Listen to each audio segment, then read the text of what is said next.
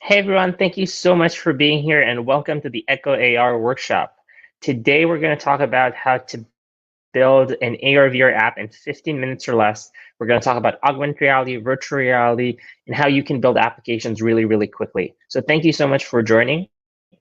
We're echoAR. It's a cloud platform for augmented and virtual reality apps. We basically provide tools and network infrastructure for developers and companies to build AR/VR applications at scale. I'm going to start by saying hello. I'm Alon, founder of echoAR. We're based in New York. I did my master's at computer science at Columbia University, specializing in AR and VR. I did my undergrad in computer science and electrical engineering, specializing in cloud. So I'm a certified nerd and a big believer in the AR VR space. Now, before we start, I really want to level set here a little bit. We're going to throw these terms a lot, like augmented reality, virtual reality. So let's define them together in order to kind of level set everyone's kind of definitions.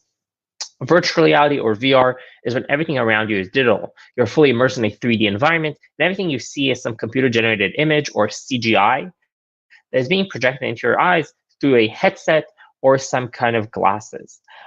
Your entire kind of sensory is being kind of controlled through this device that's kind of completely occludes your vision, and you're controlling the interactions with the controllers or with your hands, and sometimes it also kind of controls what you can hear. As opposed to augmented reality or AR, in which you still see the real world, but that world is being overlaid with CGI imagery and 3D content. You're looking at the world through some optical see-through, like glasses or a headset, or a camera see-through, like a phone or a tablet. But again, you can still see the real world. A really good understanding of this is the amazing movie Space Jam, in which we have Michael Jordan being teleported into Looney Towns. Everything around him is a cartoon. Everything around him is kind of this CGI image that is basically interacting with bugs and all the other Looney Tunes in their own kind of environment, as opposed to what's happening in the last thing, in the last part of the movie, in which you have the Looney Tunes coming to us, interacting with Jordan and Bill Murray in a real world court, basically kind of playing in the real world. And that's the biggest differentiation. It's either us kind of teleporting ourselves into Looney Town, or Looney Town is coming to us. Again, the kind of comical understanding of AR and VR. Another kind of real world examples that all of you probably know is something like Pokemon Go, when people are running around, interacting with digital models are not really there. That's a really good example of augmented reality. Or for virtual reality, we have something like Beat Saber, that you're kind of slashing cubes based on the rhythm of your music in a CGI in a fully 3D environment that you kind of can't see the real world through. Another example that is really close to my heart is, and the pun is definitely into here, is my thesis project back at Columbia University. We took CT and MRI scans, converted into 3D models, put them on these smart glasses called the HoloLens to wear, and basically the physician would get an inside look at the patient's anatomy in real time. It was really an amazing experience. I got the opportunity to kind of scrub it and basically give the physician this kind of 3D reference map of the patient's anatomy. It was an amazing use case of augmented reality. But the problem was that I had to do something that I really, really hate in order to achieve that. And that's waking up early in the morning. I had to go to the hospital every day at like 6 a.m., take those 2D scans, convert them to 3D models, rebuild the application, and put those on these smart glasses. And that process was so frustrating. It took so much time. And as a developer, I only wanted to do two things: manage the assets and deliver them to an AR device.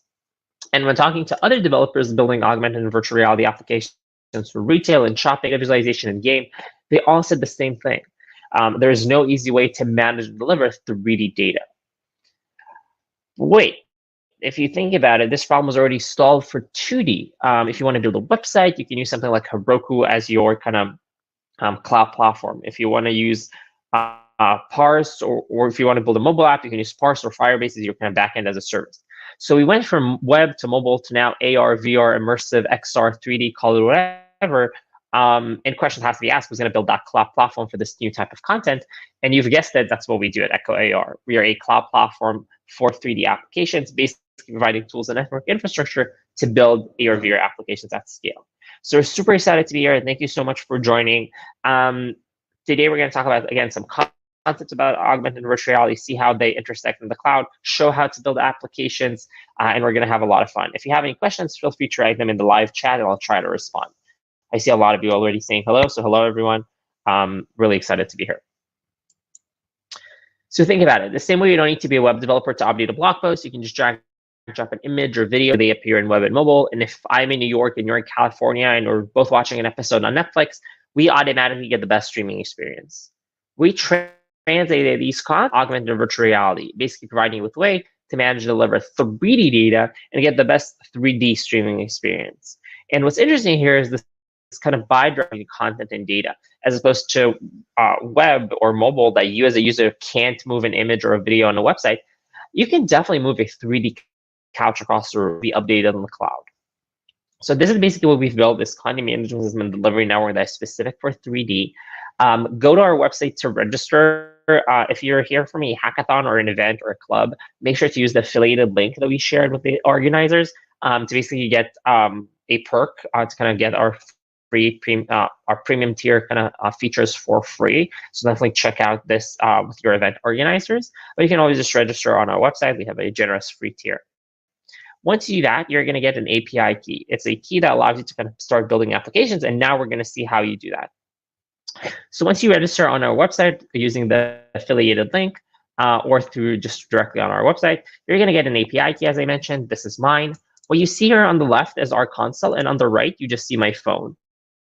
So on something super, super simple, I'm going to add some content to our cloud. So you can add your own files like images, videos, 3D models, or you can choose any of the kind of models that we have here in the library, or even use this search engine to put in any word you want to search for 3D models for free.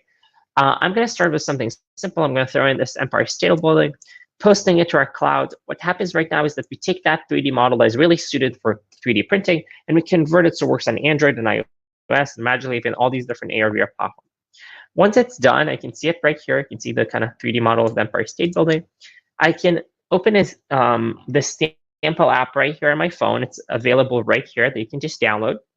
I'm going to plug in my API key. So plugging this key in the app. Data will stream from the cloud to the app. So the Empire State will kind of be delivered to my phone. Now you can see my apartment. The camera kind of recognizes the floor. And voila, the Empire State is here. And I can walk around it, walk inside it. Super, super simple. Now, what happens if I want to change this to something else? So instead of rebuilding the application and doing anything technical, I'm going to go back to the console. I'm going to delete the previous entry, upload something else, and that will automatically update in the app and across all platforms. So let's see that. So let's throw in this building. And same process occurs. We're taking the 3D model, kind of building it again, so we'll work in augmented reality.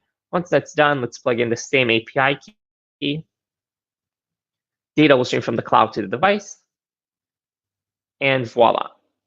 Suddenly we see instead of Empire State, we see this building. How simple is that? Now, I also mentioned that like we stream things across all platforms. So this was a native Android example, native mobile example. We work with a company, for example, in the art agency space that randomly walk into an art gallery, open a phone, and suddenly see things in AR without installing anything. Is that possible? Yes, it is. So with echoAR, what you can do is you can click this button right here. It will open this QR code that you can scan. So if you're watching this stream live, scan this QR code. It should work for you as well. Just open kind of camera. Most cameras on iOS or Android already have this built-in QR code scanner. Scan this. If you're looking at this video live, it will redirect you to a website. You don't have to install anything. I'm going to kind of scan this. As you can see, it redirected me to a website. You can see the you can kind of see the kind of 3D model right here. I'm going to click CNAR. The camera again will instantiate, and automatically I'm able to see things in augmented reality. Look how simple is that. So there you go. I can see the building. I can place it around. Super simple. Let's move it a little bit. Yeah, there you go. Super simple. And here, again, you don't have to install anything. I just had to kind of open it through a website, and that's it. How cool is that? And again, you can scan it yourself, and I'm going to leave it right here. echoAR, we're going to stream this 3D model to your phone automatically. Oh, we have great reactions in the chat. That's fantastic. So now that we've seen mobile web, let's see another example of how you can build applications, and later we're going to dive into that, and that's Unity. It's a game engine a lot of developers love to use. So I'm going to open a sample Unity app. Our Unity SDK is right here, so you can download it, and we have like a bunch of kind of sample apps. We're going to talk about that later. So I'm going to open this Unity app. Super simple. Again, recognizes the floor, seeing the 3D model on the floor, very similar to what we had earlier. What if I want to change things in real time? For example, let's say I want to make this content animate. So I can click this button right here to kind of show the data panel. And I'm going to add things like, let's say, direction equals right. So this is a kind of key value database that you can add to your content. You can add anything you want. It doesn't have to be direction. It can be any key, any value. And there you go. Suddenly in real time, it starts to animate. How cool is that? If I want to make it, let's say, 2 times bigger, I can add scale equals 2. Bam, suddenly it became 2 times bigger. And all I had to do is like click a few buttons and that's it. So super, super simple. And again, just to show you the power of the cloud, how cool it is that you can like change things in real time across all platforms. So all your users like suddenly automatically kind of have the same content being changed. Perfect. So we saw web, we saw mobile, now we saw Unity. Very, very cool and kind of really, really easy to build applications. Now let's see what else we can do. All of the examples that we saw so far were based on surface detection. The camera recognized the floor and kind of surface, and we'll overlay that with 3D models. That surface could be a floor, a table, a chair, a wall, whatever. But another technology that we support is image recognition, basically allowing you to overlay content on top of images. So let's see how that works. So for example, I can click this button right here to open the QR code. And now instead of doing see on the floor, I can click see on an image. I can scan this QR code. And again, if you're watching this live, you can scan this QR code as well with me. Just put your phone in front of it, have the QR code kind of read it, and then redirect you to a website. You don't have to install anything. And voila, camera instantiates automatically on the website. And now the 3D model that we have kind of overlays this QR code. Like it's kind of jumps out of my screen. It's kind of being projected on top of the image, as opposed to what we had earlier, that it projects on the floor. Really cool. Again, just a different type of tracking. It can be really useful if you want to have basically any image. So you can put your business card and then you overlay it with videos, or you can have a magazine and you can kind of overlay that with an ad. Super simple. And now let's see how you can do that with kind of custom images as well. So up until now, we played around with 3D models, but I can also, as I mentioned, like upload a video. So let's do that. So I can just upload an MP4 file. Let's do that. And then now I'm going to put it on a specific image. So I'm going to click on an image and I'm going to choose an image. There you go, just a PNG file.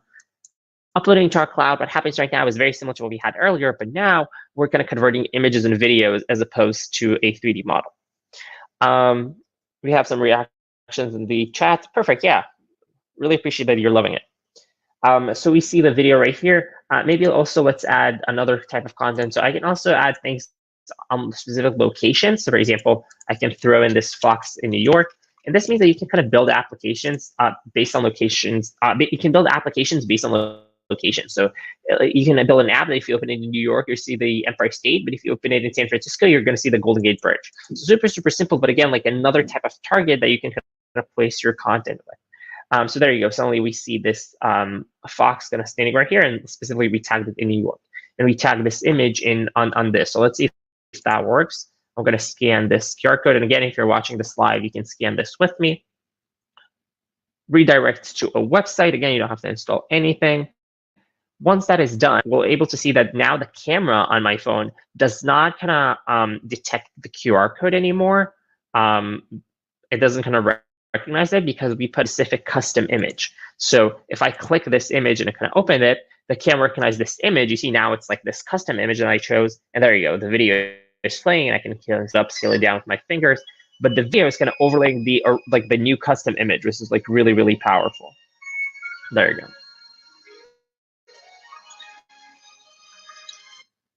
Awesome. So we saw mobile, web, Unity, surface detection, image. Let's see now what are the other things that we can do with the console, and later dive into how to build a project with Unity, which will be a little more technical than all the things that we did so far. So what can we do as well? So we can change the theme, as we just saw, kind of switch around colors, dark being the default. We have the downloads page, downloads menu that is going to have access to the sample apps, the SDKs that you can build applications with, if it's Unity or Java or Swift or Flutter. We have some example code that we're going to review and a link to our GitHub page. There's like really, really kind of really cool resources here Like for example, our documentation is like really powerful. It has literally a step-by-step guide of everything we just did. So for example, how to add a 3D model, like everything is like in a GIF form, really, really cool. I really recommend. I'm going to share that in the chat, right? You can kind of gloss through it. Another good resource that we have is our GitHub page. So this is a page filled with amazing examples of AR and VR that you can kind of play around with. So let me open a few of them to kind of share with you. But let's see, let's do this one and this one, and let's do this one and maybe this one as well. There's like so many open source projects right here that you can just like specific on a hackathon, just like copy, paste, and start with, because they're really cool and they're kind of already pre-integrated with all of our tech. So for example, this is kind of a cool election demo with you, throw in like 3D models and images and kind of predict the result of the election, or this kind of living room inside a living room in AR that you can kind of stream a movie in a virtual living room, which is really cool. I'm going to share the link in a sec. Face swap, if you want to do some face changes, you can do that with echoAR as well. So examples, if you want to build an educational app, like showing people the solar system, you can do that. Here's another example of like remote work. You can kind of project a person's face. Here's another one that uses image detection that kind of brings images to life. So I'm going to share this link right here as well. So definitely kind of use this as a resource. What else can we do? We have our Slack channel that is basically kind of really useful to ask our team for any support. If you have any questions, I'll also be sure to kind of around there and answer any questions as well. You can always email us and send us a tweet. Other stuff that you can do. So we already saw that you can kind of manage data, or maybe I'll send another extra link that you can kind of share 3D models. And there you go. Here's a 3D model that you can like watch right now if you go to this link with your phone. So what else can we do? So we can manage data. That's the thing that we already saw. And we can literally see the kind of data that is associated with every 3D model. But we also have this global database that we can kind of share data across all the app. We have a company, for example, they were working on this murder mystery game, kind of this scavenger hunt. And they had different kind of objects associated with different scenes, but they also had kind of data that is associated with all the scenes. And the subscription page, we have all the kind of your subscription. If you use the affiliate link from a hackathon, you're going to get this tier for free. So definitely check out that perk. We also have our plan kind of showing like how many API calls you're making, how much storage you're making, how much bandwidth you're using. So definitely kind of check that out. We have a question, if it implements in React.js, yeah, you can use that in React. We have an example right here for React Native, for example, and like all these different platforms, like again, Java, Swift, Flutter. And also in our documentation, we have a RESTful API that you can kind of choose to use with any platform out there. Even if we don't have an SDK for, you can kind of use the RESTful API. Location's a cool page, shows you the distribution of content. Like remember, we added that Fox in New York, so you can see that it's right here. You see the server coverage. You can see in the security page, you can add people to your team. So if you're building a project as a team, you can kind of add extra users. That's really powerful. Insights is a really cool page, shows you, again, like some kind of information and analytics about your app. For example, we streamed the apartment building. So there you go. We see a spike in usage and kind of this is the 3D model that we used most so far. We see some information about our project that is really useful. We can see the distribution of users. Tutorials is a really cool, powerful page that shows you like some frequently asked questions, a link to our GitHub, or a link to our documentation, and kind of some of the projects that we already saw earlier that you can kind of play around with, and they're already open source, and you can kind of play around with them and kind of expand on them.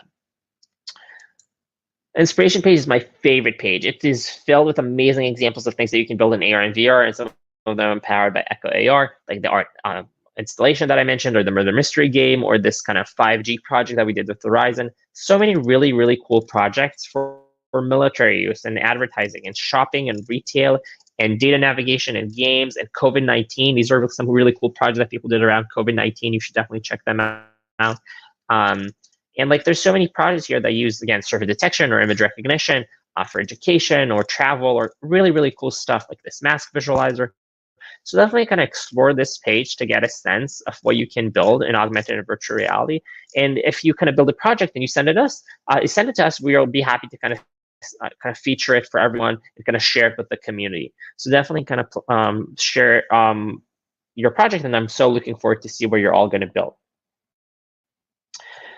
Perfect. So we play around with the console. You saw how we can add data, how we can manage data, how we can kind of deliver it and kind of optimize that and see content like really, really fast. Now let's turn into a more technical part of the workshop and talk about how to build applications using a game engine called Unity. So in the downloads menu, as I mentioned, you have our Unity SDK. You just click that, you download our SDK. It's a file. Once you double click that in Unity, it's going to be added to your project. This is Unity. As I mentioned again, it's a game engine a lot of developers love to use to build applications. It's super easy to learn, but does require some coding. We have an empty scene right here. When you add our Unity SDK, you're going to get this echoAR folder. If you double click that and go to the examples, you're going to see this sample scene. Again, it's an empty scene. There's nothing here. But if I click the echoAR game object and I add our API key and press play, data will stream from the cloud to the game engine, which is really, really cool. And we'll be able to see all these 3D content kind of populate the 3D scene. So there you go. Now we're seeing the building is rotating, the fox kind of occluded by the building, and the video is playing automatically. Very cool, very easy. I'm going to delete the video because it's playing in my ear, but check out how I'm deleting in the console. Automatically, it disappears from the game engine. Or if I want to move the fox, we already know how to do that. I'm going to do like x equals 10 to move it 10 feet away. There you go. Suddenly it moved. Very, very easy. And what else is I can do is like if I pause, like if I stop this application from running, everything disappears. So again, the cool thing about it, that the data comes from the cloud. It's not persisting on memory. It's not going to make your app really, really big. It's actually making it really, really small because the assets are not really there. They're coming from the cloud. Only when you restart the application, data again will stream from the cloud to the game engine. Again, reassuring that your app will be super, super small. The cool thing about it is that when things return, we can see that the building is still rotating. The fox is still 10 feet away. So what we have here is a stateful content management system, a stateful CMS. Basically, it remembers the state of the object and kind of returns the scene to its original form. And this is, again, a really powerful thing that you can construct the scene and then kind of recreate it. But now let's see what we can do in order to kind of change things or kind of, let's say we want to add features or whatnot. So I'm going to delete the building. I'm going to move the fox back to the center. There we go. We're going to see that here. So we have Arctic Fox right here. And now let's say we want to add some content or we want to add some features or whatnot. So the cool thing about echoAR is that every kind of 3D model, every kind of 3D video or image has the echoAR custom behavior script attached to it. It's a C# script in Unity format that basically allows you to that is attached to every kind of content that is being instated. And you can use that to add features. So let's see how that works. So I'm going to open that script right here. Again, it's in C#, but if you know Java or any other object language, you should be good. It has two major functions. One is the start function, evident by its name, happens when you start the application. Another function is the update function. This is a really cool function. Basically happens every single frame. Remember, you're coding in 3D now. This means there's a kind of there is a scene running. There's this video being rendered on your phone. And this function is being kind of instantiated every single frame. This means that, again, remember your CS fundamentals. Make sure that this function does not hang or get stuck, that the complexity is really good. Because if it does, your entire application will get stuck or will just hang. So definitely kind of make sure that this is well optimized. But let's start with something very simple. We have this snippet of code right here, then let's review it together. So we're asking, do I have any additional data? If I do I have any additional data called name? If so, set the name of the object to that name. Super simple. So let's see how that works. So now we have a fox called Arctic Fox. If I give it a name, as I mentioned, this data could be anything you want. So I'm going to just write name, and I'm going to give it a name. Let's call it Kevin. It's a good name for a fox. And then if I press play, again, data will stream from the cloud to the game engine. But now it has that extra kind of feature that it will check for the name in the beginning and set the name of the fox to that name. So there you go. Now we have Kevin the fox. How easy is that? So this is obviously a simple example, but it's to show that you can kind of use the data that is streamed to the game engine to enable or disable if flows, check for stuff, and enable or disable features. Really, really cool stuff. Now, if I change the name to Sam, nothing happens. Why is that? Because that snippet of code only happens when we start the application. So if I'll restart the application, now the data will be reinstantiated. They'll check it again, and there you go. Now we have Sam the fox. Perfect. But what happens if you want this to happen every single frame? And you've guessed it, we're going to kind of move this from the start function to the update function. There we go. So now every single frame, we're going to ask, do I have any additional data? If I do I have a name? And if so, let's set that name to the name of the object. Let's click play again. Data will stream from the cloud to the device. We're going to see Sam the fox right here in front of us. And then if you want to change its name, we should expect it to kind of change automatically. So there you go. Sam the fox is here. And now if I change this to Kevin, bam, now it's Kevin. How easy is that? Again, a really, really simple example. So now we're going to transition into a more complicated example that we can add features. We're going to build a COVID visualizer that, again, is really open sourced, and like you can use it on through our GitHub. On our GitHub page, we have that example. You can just take it, but I'm going to recreate it now with you all. We have a question. Does it work? Yeah, it definitely works with Unity 2020. You don't have to downgrade. We definitely recommend like 2019 long-term support because I think it's the stablest version, but you can definitely use 2020, and that's totally fine. Great question. I'm specifically using 2019.2. So what I'm going to do right now is I'm going to upload some different content. I'm going to throw in a file specifically for my computer just to show you that you can throw in 3D models. I'm going to throw in this 3D model. I'm also going to give it this kind of CSV file, this Excel file that basically has all these keys and values already preloaded. Our system will kind of parse that data and kind of plug in these keys and values automatically, so you don't have to kind of type them manually. So know that this is another cool feature that you can have. And I'm also going to swap the custom behavior script under the hood to basically allow for different kind of features. Let's do that. So I'm going to replace that. Perfect. So now the custom behavior script is more interesting. It's going to have more meat on it. So let's kind of review it together. Well, what do we have here? So we have the script. It suddenly has some array of continents. It has a dictionary. It has this data structure. It has the start function right here that looks exactly the same. We can see that the Earth, like our blue planet right here, is already kind of rendered into the cloud. And we can also see that all these kind of keys and values that I uploaded with the content are already here, which is perfect. Back here, the update function is much more interesting. Check this out. It has like so many more things. For example, we're asking, do I have any additional data? If I do I have a scale? If so, let's kind of parse that out into an integer.